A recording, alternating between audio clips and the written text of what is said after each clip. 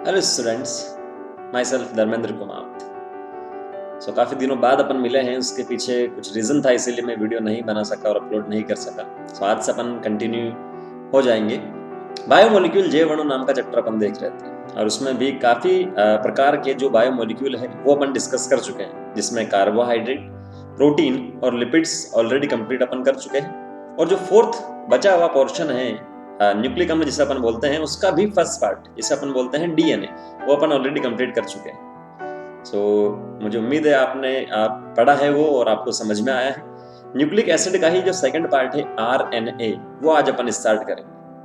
ठीक है, इनकी स्ट्रक्चर आपको समझ में आएगी, तब आगे चलकर अपन जेनेटिक्स वाला पोर्शन इजीली अपन कवर कर पाएंगे। आप लोग नोटबुक लेके बैठिएगा। एनसीईआरटी अभी आपको नहीं पढ़नी, नोटबुक लेके बैठिए, जो मैं बता रहा हूँ उसे नोट करते रहिए और 1 या 2 बार उसे रिवाइज कीजिए और उसके बाद एनसीईआरटी पढ़िए, क्लियर हो जाएगा 100%। स्टार्ट अपन करते हैं RNA।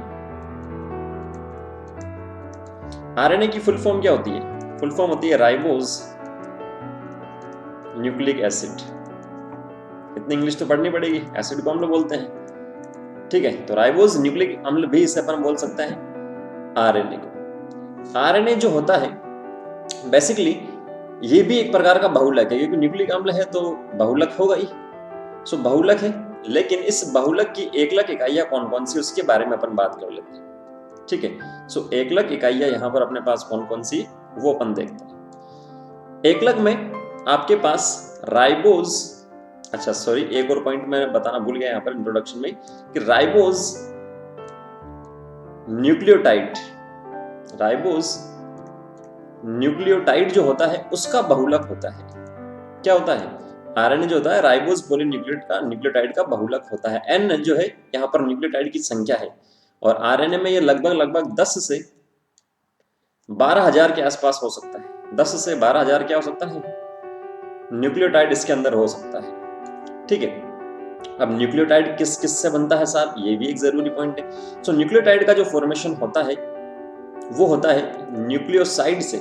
ये अपन पहले डिस्कस कर चुके हैं भाई साहब, देख सकते हैं पुराने वीडियो में। Nucleoside plus phosphate, nucleoside plus phosphate मिलकर क्या बनाता है? न्यूक्लियोटाइड बनाता है। तो ठीक है साहब, फॉस्फेट तो समझ में आता है कि PO4-3 को अपन बोलते हैं, या H3PO4 फॉस्फोरिक एसिड होता है, वो होता है।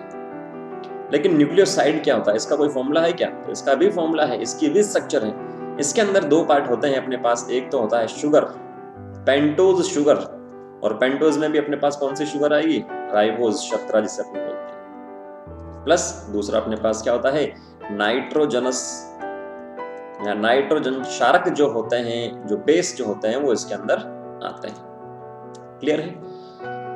तो नाइट्रोजन क्षारक, राइबोज शुगर और फॉस्फेट की अपन एक एक करके बात करते हैं और किस टाइप से स्ट्रक्चर बनती है वो अपन देखते हैं। उससे पहले अपन बात कर लेते हैं कि जो RNA है वो एकल संकलित होता है या द्विसंकलित होता है। क्योंकि DNA की अपन ने बात की थी, तब तो अपन ने बात की थी कि डबल हेलिकल स्ट्रक्चर होती है, हेलिकल होती है, कोइलिंग होती है, स्प्रिंग के जैसे। ठीक है, स्प्रिंग जैसा होता है ना, वैसा कुछ होता है इसके अंदर। क्या RNA के अंदर भी ऐसा होता है? क्या RNA भी डबल स्टैंडर्ड होता है या एकल ही होता है? तो ये आपको ध्यान में रखना इंपॉर्टेंट है। RNA जो होता है वो एकल श्रृंखला उसके अंदर होती है। क्या होती है? एकल श्रृंखला, मतलब कुछ इस टाइप से ही अपने को मिलेगा या इस टाइप से कुछ मिलेगा अपने। ठीक है, ज्यादा कुंडलित भी नहीं होता है। अब ये जो एकल श्रृंखला है वो किस किस टाइप से बनती है, उसके लिए आपको राइबोज शर्करा, नाइट्रोजन क्षारक या फॉस्फेट की स्ट्रक्चर आनी चाहिए। तो सबसे पास राइबोज शर्करा की अपन बात करते हैं। इस टाइप से स्ट्रक्चर कुछ मैंने आपको बताई थी। पेंटोज है जिसके अंदर जो रिंग है structure, total number of carbon 5 है। यहाँ पर अपने पास क्या आता है? हाइड्रोक्सिल, हाइड्रोजन, यहाँ पर भी हाइड्रोक्सिल, हाइड्रोजन। ठीक है, ये हाइड्रोजन हाइड्रोजन हाइड्रोक्सिल होगा यहाँ पर, सॉरी। उसके बाद में ये हाइड्रोजन और फिर क्या होगा? CH2OH होगा, 5वां जो कार्बन है वो। तो कितने कार्बन हो गए? 5 कार्बन हो गए। ये पहला कार्बन है, ये दूसरा, ये तीसरा, ये चौथा और ये 5वां। ये राइबोज की है। तो ये शुगर हो गई, पेंटोज शुगर जिसे अपन बोलते हैं। प्लस साथ साथ में नाइट्रोजन क्षारक है वो कौन कौन से हो सकते हैं? तो टोटल 2 प्रकार के होते हैं, एक तो प्यूरिन और पेरीमिडिन। प्यूरिन में अपन ने बात की थी एडेनिन, ग्वानिन। ठीक है, याद रखने की ट्रिक मैं आपको बता देता हूँ। प्यूरिन जो है उसे अपन क्या बोलते हैं? AG। क्या बोलते हैं? AG प्यूरिन, और प्यूरिन में एडेनिन और ग्वानिन। A का मतलब होता है एडेनिन और G का मतलब होता है ग्वानिन। पिरिमिडिन की अपन बात करते हैं। सो पिरिमिडिन में भी अपने पास 3 प्रकार के होते हैं जिसे अपन बोलते हैं CUT कट। C का मतलब होता है साइटोसिन, U का मतलब होता है यूरेसिल और T का मतलब क्या होता है थायमीन। ठीक है, तो प्यूरिन 2 प्रकार के होते हैं, पायरिमिडिन 3 प्रकार के होते हैं। उसमें से डीएनए में मिलता है AGCT। तो आरएनए में क्या मिलेगा? आरएनए में जो नाइट्रोजन क्षारक मिलते हैं वो अपने पास होते हैं 4 प्रकार के, एक तो A, एक G, एक C और एक U। मतलब डीएनए में भी यही मिलते हैं पूरे, केवल U को छोड़ करके। तो U की जगह डीएनए में क्या मिलता है? T मिलता है। तो याद रखने की ट्रिक क्या है प्यूरिन को? AG, घर में जो होती है वाइफ अपने हस्बैंड को इंडिया में कैसे बुलाती है? AG सुनो, ये करो वो करो। तो AG एडेनिन ग्वानिन। बोले AG सब्जी कट कर दो, सब्जी काट दो, तो CUT साइटोसिन यूरेसिल और थायमीन कट। वैसे एक्चुअल में देखा जाए तो वो बोलती अबे गधे सब्जी कट कर। ठीक है, वो AG तो उसका शॉर्ट फॉर्म है। क्लियर है? तो ये तो हुई मजाक की बात, याद रखने की ट्रिक है। तो ये अपने पास क्या हो जाएगा? पेंटोज शुगर है या राइबोज शुगर इसे अपन बोल सकते हैं। अब इसके साथ में कोई भी नाइट्रोजन क्षारक जुड़ेगा और नाइट्रोजन क्षारक जो जुड़ता है वो फर्स्ट नंबर कार्बन है वहां पर जुड़ता है भाई साहब। ठीक है, तो यहां पर मैं लिख देता हूं सिंपल सा नाइट्रोजनस बेस। इसी के साथ में सपोज कर लो कि जुड़ गया इस वाले फर्स्ट नंबर कार्बन पर। ठीक है, और ये अपने पास क्या है? पेंटोज शुगर है। तो nitrogenous base plus pentose sugar मिलते हैं तो क्या बनता है भाई लोगों? तो बनता है न्यूक्लियोसाइड। ये न्यूक्लियोसाइड अपने पास बन चुका है। अब नेक्स्ट अपन बात करते हैं न्यूक्लियोसाइड के बाद में कि न्यूक्लियोटाइड कैसे बनेगा। तो अब अपने पास क्या होगा? बचा क्या? फॉस्फेट ग्रुप बचा होगा नहीं? तो इस फॉस्फेट ग्रुप को लाल कलर में अपन बता देते हैं P double bond O, OH, OH और OH हो गया H3PO4। देख लो फॉस्फेट है कि हाइड्रोजन 3 ऑक्सीजन 4 है, कर सकते हो आराम से। ठीक है, तो जब यहाँ से आप लोग देखते हो तो ये आपको सीधा सीधा दिख रहा है कि H2 यहाँ से बाहर निकल सकता है, 2 हाइड्रोक्सिल ग्रुप पास में आ गए। तो अब ये जो स्ट्रक्चर है वो कैसी हो गई? वो हो गई अपने पास न्यूक्लियोटाइड की। तो ये अपने पास हो गया फॉस्फेट ग्रुप। ठीक है, तो ये एक मॉलिक्यूल है न्यूक्लियोटाइड का, एक मॉलिक्यूल। ठीक है, एक जो है पार्ट है न्यूक्लियोटाइड है एक सिंपल सा। सेम ऐसा कैसा अगर मैं नीचे बात करूं तो यहाँ पर मैं राइबोज शुगर वापस से बना सकता हूँ। वैसे पूरी स्ट्रक्चर अगर आप बोलो तो बना देता हूँ, वैसे आप कैसे बोलोगे? ठीक है, ये OH, OH, OH, H और CH2OH। तो अभी आप लोग देखते हो तो यहाँ पर तीसरे नंबर कार्बन पर फॉस्फेट जुड़ा था। ये पहला, दूसरा, ये तीसरा था, ये चौथा था, ये पांचवा था। तो तीसरे पे जुड़ गया। सेम ऐसा कैसा ये हाइड्रोक्सिल ग्रुप है, ये पांचवे वाले के साथ में यहाँ पर जुड़ सकता है। ये तो लिख दिया मैंने इसीलिए आपको ऐसा लग रहा है, बाकी यहाँ पर भी क्या कर सकता है? जुड़ सकता है। फिर वापस से यहाँ पर क्या होगा? फॉस्फेट ग्रुप और आ जाएगा। यहाँ इस वाले स्ट्रक्चर में एक और फॉस्फेट ग्रुप अपन यहाँ पर जोड़ सकते हैं। तो इस टाइप से क्या होगा? आगे से आगे चलता रहेगा। यहाँ नाइट्रोजनस बेस होगा, हो सकता है A है, यहाँ पर हो सकता है कि G है, C या U, इन 4 में से होगा, T नहीं होगा यहाँ पर। ठीक है, तो इस टाइप से जो स्ट्रक्चर मिलेगी, एक मॉलिक्यूल ये न्यूक्लियोटाइड, दूसरा ये न्यूक्लियोटाइड, तीसरा ये न्यूक्लियोटाइड, चौथा ये न्यूक्लियोटाइड, मतलब 10 से लेकर 12,000 तक हो सकते हैं। और इसके बीच में जो बंध बना है यहाँ पर, ये फॉस्फेट वाला जो बंध बना, इसे अपन क्या बोलते हैं? फॉस्फोडाइएस्टर बॉन्ड बंध। ठीक है, और ये अपने पास क्या बन गया है? एक पॉलीन्यूक्लियोटाइड है, राइबोज पॉलीन्यूक्लियोटाइड, और इसे ही अपन क्या बोलते हैं? RNA इसे अपन यहाँ से बोलते हैं। क्लियर है? एकल श्रृंखला होगी और बाकी अपोजिट जैसे डीएनए में प्रॉपर्टीज अपन ने पढ़ी थी, उसमें ऐसा कुछ भी नहीं है। बस इतना सा आपको ध्यान में रखना। ठीक है, नेक्स्ट अपन चलते हैं आरएनए जो है उसके प्रकार की अपन बात कर लेते हैं थोड़े से। प्रकार सिंपल से 2 प्रकार के होते हैं भाई लोगों। एक होता है आनुवांशिक, जेनेटिक जिसे अपन बोलते हैं। ठीक है, फर्स्ट, प्रथम, और द्वितीय होता है अनानुवांशिक।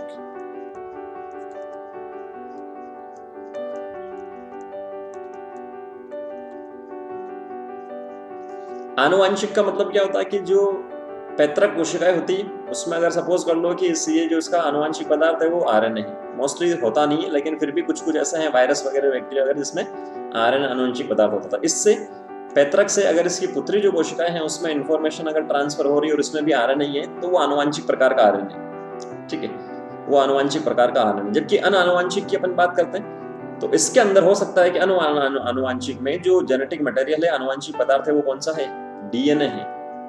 लेकिन फिर भी इस डीएनए के साथ में कुछ दूसरे प्रकार के आरएनए मिल सकते हैं, जिसे अपन क्या बोलते हैं, अनानुवंशिक। हो सकता है कि वो जो नेक्स्ट जनरेशन है उसमें ये आगे ट्रांसफर ना हो, लेकिन आगे इनका निर्माण हो सकता है। ये ध्यान में रखना, बहुत इंपॉर्टेंट स्टेटमेंट मैंने बोला है कि डीएनए जो इस पैतृक कोशिका के अंदर है वो इस पुत्री कोशिका में जाएगा, लेकिन ये आरएनए नहीं जाएगा। बट ये जो डीएनए है आगे चलकर आरएनए का फॉर्मेशन करवा सकता है।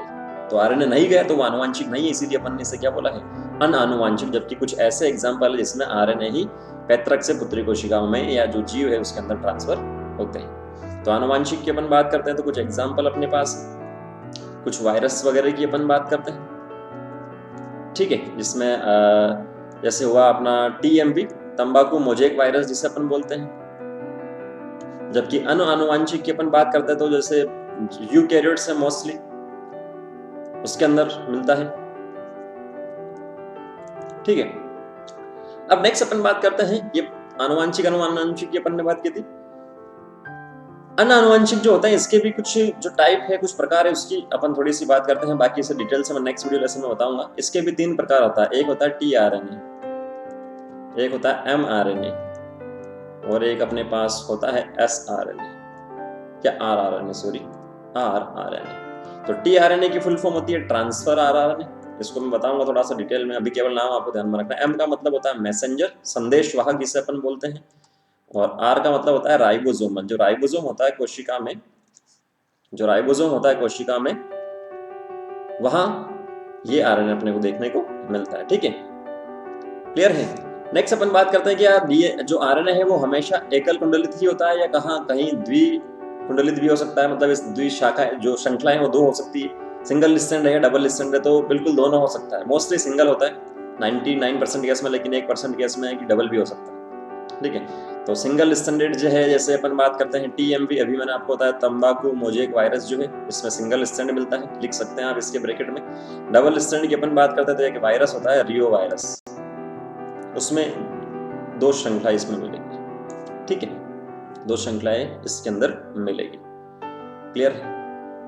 नेक्स्ट जो ये टीआरएनए, एमआरएनए और आरआरएनए है जो नॉन आनुवंशिक है या जिसे अपन बोलते हैं अनानुवंशिक है, तो इनका फॉर्मेशन किस टाइप से होगा। जेनेटिक्स में भी अपन सिंपल सा एक फंडा पढ़ते हैं और वापस से मैं आपको बताऊंगा। एक थ्योरी है जिसे अपन बोलते हैं सेंट्रल डोगमा,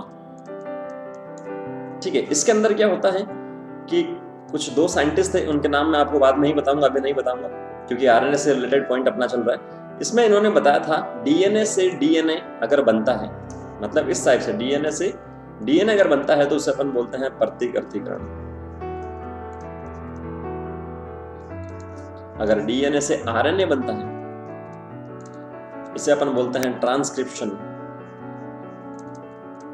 या अनुलेखन, इसे अपन बोलते हैं। इंग्लिश वाले टाइम इसीलिए बता रहा हूं क्योंकि कभी जब बुक्स में सोल्व करते हैं तो ऐसा लिखा आता है ब्रैकेट में। और आरएनए से अगर प्रोटीन बनता है तो इसे अपन बोलते हैं ट्रांसलेशन, अनुवादन, ठीक है। तो आरएनए जो है इसके फंक्शन यहीं से आपको पता लग गया कि आरएनए जो होता है हो सकता है कि वो आनुवंशिक पदार्थ हो, जैसे कुछ वायरस की अपन ने बात की थी, आनुवंशिक पदार्थ के जैसे भी आरएनए काम कर सकता है। साथ साथ में ये जो आरएनए है, टीआरएनए, एमआरएनए और आरएनए जो नॉन जेनेटिक है, अनानुवंशिक है, वो क्या करेंगे, प्रोटीन का सिंथेसिस, प्रोटीन का फॉर्मेशन करेंगे। आ गई बात समझ में। और प्रोटीन जो है सबसे ज्यादा मिलने वाला मॉलिक्यूल है किसी भी कोशिका के अंदर। सबसे ज्यादा मिलता है क्या, वाटर, उसके बाद में प्रोटीन ही मिलता है 10 से 15%। तो जो प्रोटीन का फॉर्मेशन होता है वो इन तीनों आरएनए की हेल्प से होता है, अनानुवंशिक आरएनए उनकी हेल्प से। क्लियर है इतना सा पॉइंट। तो इतना सा आप लोग रिवाइज कीजिए। एनसीईआरटी अभी पढ़ने की वैसे जरूरत नहीं है क्योंकि 12th क्लास में ये वाला पोर्शन दे रखा है, मैंने अभी आपको बताया ताकि उस टाइम जब बताऊं तो रिवीजन आपका हो जाए। इसे आप नोट कर लीजिए, अच्छे से इसका रिवाइज कीजिए। कोई दिक्कत है तो कमेंट करके मुझे बताइए। नेक्स्ट लेसन में जब अपन मिलेंगे तो टीआरएनए, एमआरएनए और आरएनए की स्ट्रक्चर और उनके फंक्शन अपन कंप्लीट करेंगे, और जो बृहद अणु वाला पॉइंट है वो भी अपन क्या कर देंगे, क्लोज कर देंगे और एंजाइम के अंदर चल लेंगे। शुक्रिया।